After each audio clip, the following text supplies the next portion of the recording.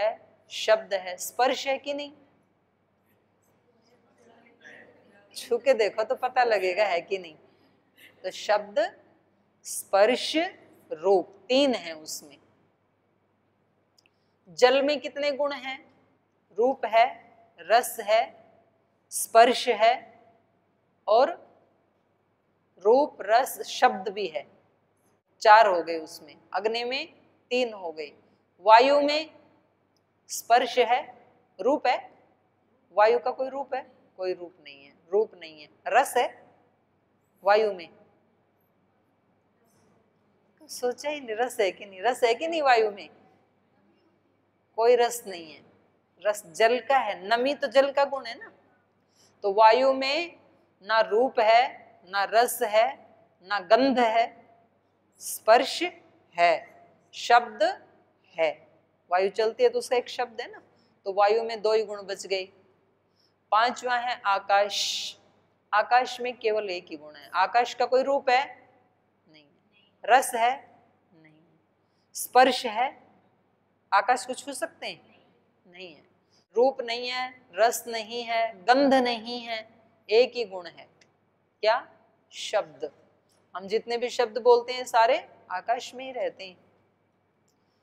तो ये एक एक कम होता चला जाता है। पृथ्वी में 5 हैं, जल में 4 हैं, अग्नि में 3 हैं, वायु में 2 हैं और आकाश में एक ही गुण है केवल। और इन 5 भूतों से मिलकर के ये सारी सृष्टि बनी है। तो सृष्टि में कुछ तत्व ऐसे हैं जो पार्थिव हैं, जैसे मैंने कहा पुस्तक, जिनका कोई मूर्त रूप है। तो इसमें 5 गुण हैं। इस पुस्तक में शब्द है, शब्द है कि नहीं? इसके पेज को फाड़ो तो आपको शब्द सुनाई देगा, है ना? शब्द। स्पर्श है, इसको छू सकते हैं, स्पर्श भी है। शब्द, स्पर्श। रूप है इसका कोई? रूप भी है, दिख ही रहा है ये रूप इसका। शब्द है, स्पर्श है, रूप है। रस है कोई? कागज चबा के देखो, एक टेस्ट आएगा आपको। अब आप यूं कहो कि मतलब इसमें कोई आम जैसा जूस ढूंढना चाहो, वो तो नहीं है, पर इसका अपना एक रस तो है। शब्द है, स्पर्श है, रूप है, रस है, गंध है कोई इसकी? सूंघो, आएगी, आ गई ना। तो इसमें 5 गुण हैं। ये हो गए पार्थिव पदार्थ। पार्थिव पदार्थ जितने हैं उनमें 5 गुण मिलेंगे आपको। फिर जो जलीय तत्व हैं, जलीय पदार्थ हैं। जलीय पदार्थ क्या हो सकते हैं? नदी है, तालाब है, तो उनमें आपको कितने मिलेंगे? 4 गुण मिलेंगे उसमें आपको। ऐसे ही कुछ आग्नेय पदार्थ होते हैं। आग्नेय पदार्थों में अग्नि ही अपने आप में एक है, तो उनमें आपको 3 गुण मिलेंगे। जो वायवीय पदार्थ हैं, माने वायु, और कुछ वायवीय योनियां भी होती हैं, तो उसमें 2 ही गुण मिलेंगे आपको। और फिर शब्द। आकाश की कोई योनि नहीं होती, वो एक ही होता है, सिंगल ही। आकाश एक ही है। ये तो अनेक हो सकते हैं पार्थिव। तो देखो, ये समझाने के लिए मैंने आपको बताया अहंकार से क्या बनी? 5 तन्मात्राएं। तत्मात्र, उसको तन्मात्र कहते हैं। और इधर तो तन्मात्राएं बनी और इधर अहंकार से ही बन गई 11 इंद्रियां, 11 इंद्रियां बन गई। 5 ज्ञानेंद्रियां, 5 कर्मेंद्रियां। यहाँ ज्ञानेंद्रिय और कर्मेंद्रिय का मतलब ये स्थूल गोलक नहीं कहा जा रहा है, ये ध्यान रखना, ठीक है। जैसे चक्षु एक इंद्रिय है ना, तो चक्षु का मतलब एक तो ये जो आंख बाहर दिखाई दे रही है, इसको भी चक्षु कहते हैं। और एक इसके अंदर जो देखने की शक्ति है, उसको भी चक्षु इंद्रिय कहते हैं। तो जब आप न्याय दर्शन पढ़ेंगे तो चक्षु कहने से इसका ग्रहण होगा। चक्षु मतलब ये जो बाहर से दिखने वाला गोलक। और जो मैं इसकी बात कर रही हूँ सांख्य दर्शन की, तो यहाँ चक्षु का मतलब इसके अंदर देखने वाली जो शक्ति, क्योंकि ये गोलक तो सूरदास के पास भी होता है। आंखें खुली होती है ना सूरदासों की, कई बार ऐसे हमारे जैसी आंख होती है, वो ऐसे रहते हैं, लेकिन उससे दिखता नहीं है। मतलब वो देखने वाली शक्ति जो अंदर थी वो नहीं है। तो यहाँ जो बात की जा रही है, ये सूक्ष्म इंद्रियों की बात की जा रही है। स्थूल इंद्रियों की बात नहीं की जा रही है, क्योंकि ये स्थूल इंद्रियां तो किससे बनी है? पंचभूतों से। शरीर पांच भौतिक है, तो इस शरीर पांच भौतिक में ये कान भी हैं, ये आंख भी हैं, ये वाणी भी है, ये नाक भी, ये सारे उसी में तो भूत से ही तो बने सारे। तो इनकी बात नहीं की जा रही है। यहां जो बात की जा रही है वो अहंकार से बनने वाली इंद्रियों की बात कही जा रही है। इस कान के अंदर भी जो सुनने वाली शक्ति है उसकी बात कही जा रही है। ठीक है, 5 ज्ञानेंद्रियां और 5 कर्मेंद्रियां। कर्मेंद्रिय से भी यहाँ हाथ, पैर, वायुपस्थ, वाणी, वो नहीं, ये स्थूल नहीं कहा जा रहा है। स्थूल तो बनेंगे 5 भूत से। हाथ के अंदर जो काम करने की शक्ति है वो अहंकार से बनी है। पैर में जो चलने की शक्ति है वो बनी है अहंकार से। समझ में आ गया?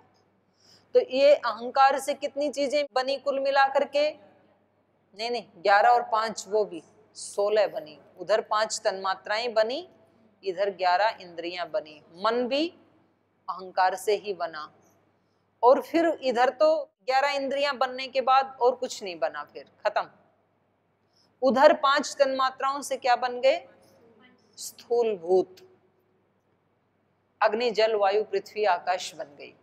वो तो उसको आप परमाणु मान सकते हैं, पंच तन्मात्राओं को। और परमाणुओं को जोड़ जोड़ करके जो बने ये सारी चीजें, इनका नाम है 5 स्थूल भूत, अग्नि, जल, पृथ्वी, वायु, आकाश। और इन 5 स्थूल भूतों से फिर बन गया सारा संसार। तो ये हमारी सृष्टि है। और इधर मैंने लिखा पुरुषः, क्योंकि ये तो सब जड़ पदार्थ हैं। इन जड़ के साथ जब इस चेतन का संयोग होता है तो बन गया हमारा जीवन। हमारा जो जीवन है ये 2 चीजों का संयोग है, शरीर और आत्मा। अगर आत्मा चली जाए तो जीवन नहीं चलेगा ना। शरीर क्या हो जाएगा? डेड बॉडी, उठा के फूंक देंगे इसको।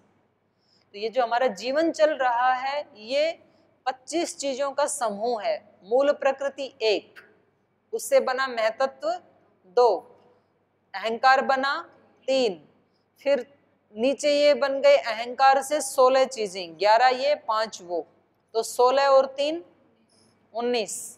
फिर 19 से आगे 5 भूत और बन गई, 24, और 1 ये 25वां। इसको बोलते हैं पंचविंशति। पंचविंशति माने 25। पंचविंशतिर गण, गण माने समूह। तो कल मैं आपको जो सूत्र दूंगी उसका लास्ट शब्द है ये पंचविंशतिर गण है। ये 25 का समूह, ये तो है हमारा जीवन। अब हमें मोक्ष को प्राप्त करना है, मुक्ति को प्राप्त करना है। तो यात्रा कहाँ से शुरू करनी? आपको कोई यात्रा करनी है तो कहाँ से शुरू करोगे आप? आपको आपके कमरे में जाना है, कमरे तक की यात्रा करनी है, शुरू कहाँ से करोगे? अभी आप कक्षा में बैठे हो, आपको भोजन के लिए जाना है, यात्रा कहाँ से शुरू करोगे? यहाँ से, जहाँ बैठे वहीं से यात्रा शुरू होगी। तो हमें आध्यात्मिक यात्रा करनी है, अभी हमें मोक्ष को प्राप्त करना है। तो हमारी यात्रा कहाँ से शुरू होगी? शरीर से, क्योंकि हम शरीर में बैठे हैं ना। तो हम बैठे हैं 5 स्थूल भूत, नीचे बैठे हैं सबसे, 5 स्थूल भूतों के साथ बैठे हैं हम आत्मा। पहले सुन लो एक बार, ठीक है? अब हम जब साधना करेंगे तो सबसे पहले हम जाएंगे तन मात्राओं में। हमें पता लगेगा इस शरीर का भी मूल कारण क्या है। तो जब हम ध्यान लगाएंगे, समाधि लगाएंगे, जो आपने योग पढ़ा, योगस् चित्तवृत्ति निरोध है, तो निरोध करके कहीं अंदर तो यात्रा शुरू होगी ना, जो कल पंचकोश बताए थे। तो आप सबसे पहले पहुंच जाएंगे परमाणु पे। आप जब समाधि लगाओगे तो आपको पता लगेगा परमाणु से बना है ये सारा शरीर। और फिर ये जो इंद्रियां हैं, आप कहोगे ये आंख है, लेकिन इसमें देखने वाली शक्ति कौन सी है? तो आपको अंदर समाधि अवस्था में ये 11 इंद्रियां मिलेंगी। मन भी मिलेगा, जो कल बताया था मनोमय कोश। आप बैठ के जब चिंतन करेंगे कि विचार जो उठ रहे हैं ये कहाँ से उठ रहे हैं, इनका सोर्स क्या है, तो आपको पता लगेगा कि मन नाम का एक इंस्ट्रूमेंट है मेरे अंदर, वो उठाता रहता है। और जब वो रात को काम करना बंद कर देता है तो कोई विचार नहीं आते। तो आप स्थूल भूत से आपने यात्रा शुरू की तो आप पहुंचे 5 तन्मात्रा, 11 इंद्रियां। फिर आप उससे भी आगे चले कि इनका भी कारण क्या है, तो आपको अहंकार की प्रतीति होगी। अहंकार की प्रतीति होना बहुत बड़ी उपलब्धि है, इसको संप्रज्ञात समाधि कहते हैं। और जो आपने एक वाक्य सुना होगा, अहम ब्रह्मास्मि, वो अहंकार को जब देख लेता है योगी तब ऐसे बोलता है कि मैं क्या हूं, मैं ब्रह्म ही हूं। तब मैं कोई पुरुष नहीं, कोई स्त्री नहीं, मैं कोई धनवान नहीं, गरीब नहीं, काला नहीं, गोरा नहीं, मैं क्या हूं, अहम ब्रह्मास्मि।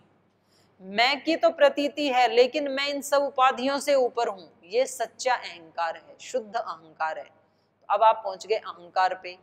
फिर आप ढूंढेंगे निर्बीज समाधि में इस अहंकार का भी क्या कारण है, तो आप पहुंचेंगे महतत्व। महतत्व को ही कल मैंने बताया था, ऋतंभरा प्रज्ञा। ऋतंभरा प्रज्ञा जब पैदा होगी तो आपकी स्थिति होगी प्रकृति अलग है, मैं अलग हूं।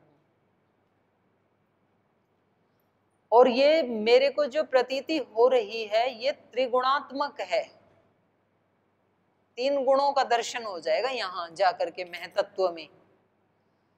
तो फिर उसके आगे मूल प्रकृति कभी दिखती नहीं है। महतत्व को देख के, क्योंकि महतत्व में 3 गुण हैं, तो पता लगा कि इनका कारण भी कोई त्रिगुणात्मक है। तो इसलिए ऋषियों ने उसको अनुमान प्रमाण से जाना त्रिगुण को, कि यदि महतत्व 3 चीजों से बना है तो उसका मूल क्या होगा। रोटी गेहूं की बनी है तो रोटी के मूल में क्या है, गेहूं। आप अनुमान प्रमाण से जान लेते हैं। रोटी पीली है, बेसन की बनी हुई है, तो मूल में क्या है, चना, चने से बेसन बना। तो जब हम उधर से इधर आते हैं तो ये है प्रसव योग, इसको प्रसव कहते हैं। प्रसव माने उत्पत्ति, बोलते हैं ना कि गाय का प्रसव हो गया, भैंस का प्रसव हो गया। प्रसव माने नई उत्पत्ति।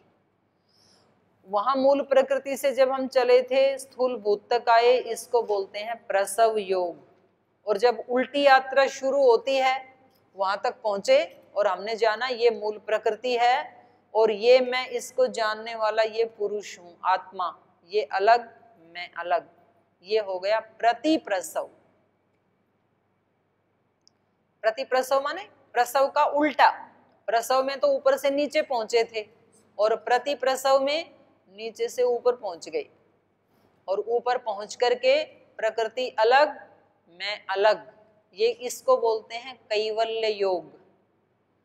तो जो मैंने आपको शुरू में बताया था ना, कोई आपसे पूछे कैवल्य योग क्या है तो आप क्या बताएंगे, बोले जी जब आत्मा अपने केवल स्वरूप में स्थित होता है उसका नाम है कैवल्य योग। कोई आपसे पूछे प्रतिप्रसव योग क्या है तो आप क्या बताएंगे, 5 स्थूल भूत से यात्रा करता हुआ आत्मा जब मूल प्रकृति तक पहुंच जाता है, उसको जान लेता है, तो इसका नाम है प्रतिप्रसव योग। बड़े बड़े MA PhD वाले विद्यार्थियों को भी नहीं आता है, जो आप ये 10, 15, 20 दिन में सीख रहे हैं ना, इन शब्दों के अर्थ नहीं आते। तो त्रिगुण क्या है, सत्वरज तम। उन सत्वरज तम की प्रकृति क्या है, प्रकाश, क्रिया, स्थिति। त्रिगुण किसे कहते हैं तो आप कहेंगे सत्वरज तम, इन तीनों साम्य अवस्था को ही मूल प्रकृति कहते हैं, ये इनको त्रिगुण कहते हैं। इनका स्वरूप क्या है तो आप कहेंगे प्रकाश, क्रिया और स्थितिशील वाले हैं ये। कोई फिर आपसे कहेंगे कि प्रतिप्रसव योग क्या है, पंचभूत से यात्रा शुरू होकर के मूल प्रकृति पर्यंत जब ये साधक, ये योगी प्रकृति के स्वरूप को और अपने स्वरूप को, चेतन स्वरूप को, दोनों को अलग अलग जान लेता है, इसका नाम है प्रतिप्रसव योग। और इसी का ही नाम है कैवल्य योग, जब वो प्रकृति से अलग होके केवल अपने स्वरूप में स्थित हो जाता है, इसका नाम है कैवल्य योग। ठीक है, तो आपको 2 योग सिखा दिया अभी। अब तीसरा योग, तीसरा था अष्टांग योग। इन दोनों योग को प्राप्त करने के लिए हमें सहारा लेना पड़ता है अष्टांग योग का। अष्टांग योग के माध्यम से हम कैवल्य योग को प्राप्त कर सकते हैं।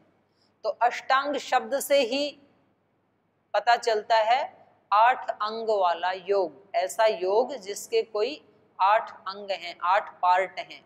तो वो 8 पार्ट हैं यम, नियम, आसन, प्राणायाम, प्रत्याहार, धारणा, ध्यान, समाधि।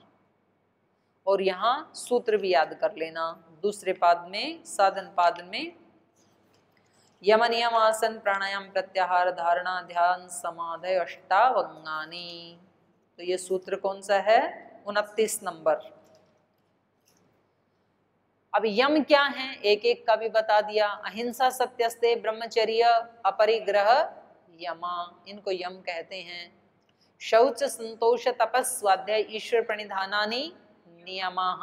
तो ये सूत्र 29, 30, फिर 32 है ना। तो ये नियम हो गए 32 नंबर। यम नियम। आसन क्या है? स्थिर सुखम आसनम, ये 46 नंबर सूत्र है। यम नियम आसन। प्राणायाम क्या है? श्वास प्रश्वासयो गति विच्छेद प्राणायाम है, 49 नंबर सूत्र है, निशान लगाते जाओ। यम नियम आसन प्राणायाम। प्रत्याहार क्या है? स्व विषय संप्रयोगे चित्तस्य स्वरूपानुकारिविन्द्रियाणाम प्राणायामः, ये 54 नंबर सूत्र है। ठीक है, तो कितने अंग हो गए अभी बताती हूँ। यम नियम आसन प्राणायाम प्रत्याहार, तो 5 हो गए ना। तो यहां तक ये जो 5 हैं इन्हीं को बोलते हैं बहिरंग। बहिरंग माने इनका पालन बाहर दिखने वाले जो साधन है उनसे किया जाता है। और आगे जो तीसरे पाद के पहला दूसरा सूत्र है, देश बंधस्य चित्तस्य धारणा। इस शरीर में किसी देश विशेष में अपने चित्त को एकाग्र कर देना, इसका नाम है धारणा। तो जैसे किसी ने हृदय में अपने चेतना को एकाग्र कर दिया, नाभि पे एकाग्र कर दिया, कंठ में एकाग्र कर दिया, नासिका के अग्रभाग पे, दोनों भ्रू के मध्य में, सहस्रार चक्र पे, कहीं भी आपने एकाग्र किया तो उसका नाम क्या है? धारणा। जैसे टॉर्च की लाइट को फोकस करके कहीं डाला जाता है ना, ऐसे ही हमारी जो चेतना है उसको एक जगह फोकस कर दिया जाता है प्रयास पूर्वक, तो उसका नाम है धारणा। तत्र प्रत्येकतानता ध्यानम। और जब हम फोकस करते हैं तो थोड़ी देर में मन इधर उधर जाने लगता है, तो फिर उसको पकड़ के वहीं लाओ, फिर जाने लगेगा, फिर वहीं लगाओ। बोले आपको यहीं देखना है केवल अंदर वाली आंख से। तो ऐसे बार बार उस धारणा को दृढ़ करते जाएं तो धारणा की क्या बन जाएगी? प्रत्येकतानता। प्रत्यय मतलब ज्ञान, एकतानता मतलब टूटना नहीं।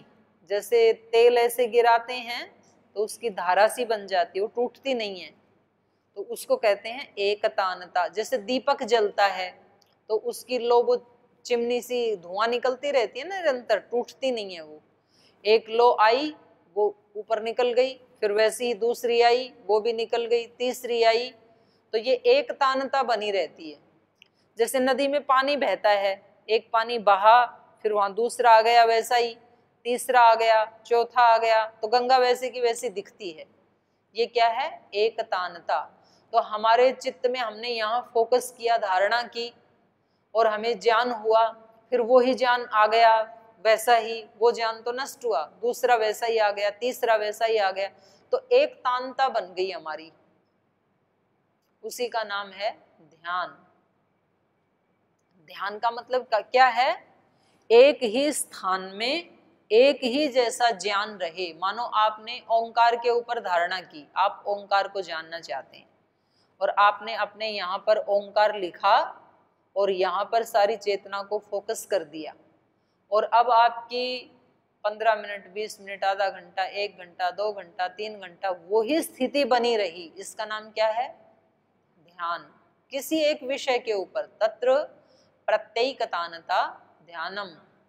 अभी हमारी स्थिति क्या है, एक बार कोई विचार आता है, दूसरे कुछ, तीसरे सेकंड में कुछ और। तो कई प्रकार के ज्ञान मिले जुले हैं, पर एक ही ज्ञान की जब एक तांता बन जाती है उसका नाम है ध्यान। तो आप कोई भी ज्ञान उठा सकते हैं, आप प्रकृति, ओंकार, ईश्वर, आत्मा, शरीर, कोई भी एक ज्ञान आप उठाएं और वही बना रहे, आप उसी पे फोकस करके रखें, इसका नाम है ध्यान। तो ध्यान को ही दूसरे शब्दों में लौकिक व्यवहार में कह देते हैं एकाग्रता, कंसंट्रेशन। तो हमारे यहाँ व्यवहार में बोलते थे ना, ध्यान से जाना। ध्यान से जाना मतलब सजगता पूर्वक जाना, कहीं कांटे में पैर ना चला जाए, कीचड़ में पैर ना चला जाए कहीं आपका। ध्यान से खाना, ध्यान से खाने का मतलब खाते समय सजग रहना, ऐसा ना हो कि वहाँ कोई मक्खी आके बैठी और उसको भी खा जाओ, ऐसा ना हो कि कोई उल्टी सीधी चीज रखी हो उसको भी खा जाओ। ध्यान से खाना, ध्यान से जाना, ध्यान से सोना, माने एकाग्र होके आप उस क्रिया के साक्षी बन के उस क्रिया को करना, इसका नाम है ध्यान। जब हम किसी एक विषय को उठा के उस विषय के साक्षी बन के उस विषय को देखते हैं लंबे समय तक, इसका नाम है ध्यान। और लास्ट है समाधि। 8 अंगों का 8वां अंग क्या है अष्टांग योग का? समाधि। समाधि क्या है वो तीसरे सूत्र में बता दिया, तदेव अर्थ मात्र निर्भासम स्वरूप शून्यमेव समाधि ही। तदेव माने वो ध्यान ही, तत् से पहले सूत्र में जो बताया उसका ग्रहण किया जाता है। तत्एव वही मतलब ध्यान ही। वो ध्यान ही जब कैसा बन जाता है? अर्थमात्र निर्भास। ध्यान जब करते हैं तब तो 2 चीजें रहती हैं, एक जिस विषय का ध्यान कर रहा हूं, अर्थ मतलब वो पदार्थ, एक तो वो पदार्थ और एक मैं ध्यान करने वाला। 2 चीजों की अनुभूति होती है हमें ध्यान में। मैं ध्यान करने वाला हूं और जिस चीज का ध्यान कर रहा हूं वो विषय। लेकिन कह रहे हैं उससे भी अगली स्टेज क्या है? वो ध्यान जब अर्थमात्र निर्भास, मैं नहीं रहता हूं और वो पदार्थ मात्र रह जाता है। तदेव अर्थमात्र निर्भास स्वरूप शून्यम इव। मेरा जो स्वरूप है मुझ आत्मा का, वो स्वरूप कैसा हो जाता है? शून्य इव, जैसे स्वरूप है ही नहीं, मतलब जैसे मैं हूं ही नहीं। मेरा अभाव नहीं होता, मैं हूं, इसलिए यहाँ इव लगाया। ऐसा नहीं है कि मैं मर ही जाता हूं समाधि में, नहीं, मैं रहता हूं, लेकिन मेरा स्वरूप कैसा हो जाता है? शून्य इव, जैसे कि मैं हूं ही नहीं और मेरे सामने अर्थमात्र निर्भास है। मानो मैंने ओंकार पे ध्यान लगाया था तो ओंकार मात्र ही बच जाता है, मेरा स्वरूप शून्य जैसे हो जाता है, इसका नाम है समाधि। तो वो चीज बिल्कुल वैसी ही दिखती है समाधि में जैसा उसका स्वरूप है, क्योंकि वहां उसके अलावा और कोई चीज रहती ही नहीं है। तद एव अर्थ मात्र निर्भास है, वो पदार्थ मात्र ही जब भासित होता है इस आत्मा को, और अपना स्वरूप भी जब कैसे हो जाता है? शून्य इव, शून्य जैसे हो जाता है, तो इसी का नाम है समाधि। तो ये 8 अंग हैं और इनकी प्रैक्टिस करने से, अष्टांग योग की सिद्धि होने से क्या हो जाता है? ये हो जाता है कैवल्य योग। यहाँ भी बताया, देखो इसमें जो 5 अंग थे ना, यम, नियम, आसन, प्राणायाम, प्रत्याहार, बस यहाँ तक 5, इनको कहते हैं बहिरंग। क्योंकि ये धारणा ध्यान समाधि तो ज्यादा ही अंतरंग हो गए ना, अंतरंग माने अंदर वाले अंग, बहिरंग मतलब बाहर वाले अंग। तो धारणा ध्यान समाधि तो विशुद्ध रूप से अंदर वाले ही हैं, तो इसलिए इनको क्या कह देते हैं? अंतरंग। तो आपका अंतरंग योग भी आ गया आपको। और बाहर वाले, कोई व्यक्ति अहिंसक है, सत्यवादी है, चोरी नहीं करता है, तो ये बाहर से भी पता चलता है, तो इसलिए इसको क्या कह देते हैं? बहिरंग। कोई आसन लगा के बैठा है तो दिखता है बाहर से भी, तो इनको बहिरंग कह देते हैं। तो ये अंतरंग हो गया, बहिरंग योग हो गया। अब क्रिया योग, मैं इसका फल बता रही थी आपको, इससे क्या होगा। तो ये है, इनका पालन करने से अशुद्धि का नाश हो जाता है और जो हम देखना चाहते हैं वो हमें दिख जाता है। ये देखो इसका सूत्र है अशुद्धि क्षयात विवेक ख्याति होने लगती है। इससे जो मोक्ष का उपाय है, अष्टांग योग का पालन करने से अशुद्धि का नाश होता है और विवेक ख्याति जो है वो बढ़ने लगती है। ये साधन पाद का 28 नंबर सूत्र है। योगांग अनुष्ठानात् अशुद्धि क्षये ज्ञान दीप्ति अविवेक ख्याते। यम नियम आसन प्राणायाम प्रत्याहार धारणा ध्यान समाधि, इनका जब हम रोज रोज प्रयोग करेंगे अपने जीवन में, रोजाना ये 8 अंगों का एक साथ ही प्रयोग करना होता है व्यक्ति को, है ना। ऐसे नहीं करना कि जी पहले यम नियमों का कर लेते हैं फिर आसन लगाएंगे ना, साथ ही साथ होता है। दिन में जो क्रियाएं करते हैं दिन भर, उनमें यम नियमों का पालन किया जाता है। अहिंसा सत्यस्तेय ब्रह्मचर्य परिग्रह, इनका क्रिया में पालन किया जाता है। और सुबह शाम जो ध्यान लगाते हैं वहां पर आसन का, प्राणायाम का, धारणा का, ध्यान का, समाधि का, इनका अभ्यास किया जाता है। तो इनका रोज रोज थोड़ा थोड़ा अभ्यास किया जाता है। तो हम जब रोजाना ध्यान के लिए बैठते हैं तो हमें क्या सोच के बैठना चाहिए, समाधि लगा के उठूंगी आज। हाँ, नहीं तो व्यक्ति सोचता है थोड़ी प्रार्थना कर लेती हूँ, समाधि तो योगियों का काम है, मेरा काम थोड़ी, नहीं आपका ही है। तो फिर क्या होगा, तो ये कह रहे हैं योगांग अनुष्ठानात, इन योग के 8 अंगों का अनुष्ठान करने से, अनुष्ठानात अशुद्धि क्षय, हमारे चित्त की अशुद्धि का नाश होने लगता है। और उसका नाश होने से अशुद्धि क्षय ज्ञान दीप्ति, ज्ञान की दीप्ति होने लगती है, ज्ञान बढ़ने लगता है रोजाना। और कब तक बढ़ता जाएगा, अविवेक ख्याति, जब तक पूरी विवेक ख्याति ना हो जाए ये बढ़ता जाएगा रोजाना। और जैसे ही विवेक ख्याति हुई तो आप मुक्त हो जाएंगे। तो देखो आपको मोक्ष तक पहुंचा दिया मैंने यहाँ बैठे बैठे ही, कुछ करना भी नहीं पड़ा। तो आज हमने कितनी प्रकार के योग सीख लिए, अष्टांग योग, अंतरंग योग, बहिरंग योग, कैवल्य योग, प्रतिप्रसव योग। तो इनके ऊपर आप विचार करना, फिर कल आपको बताएंगे क्रिया योग। एक क्रिया योग बचा है, आज यही पाठ को विराम देते हैं।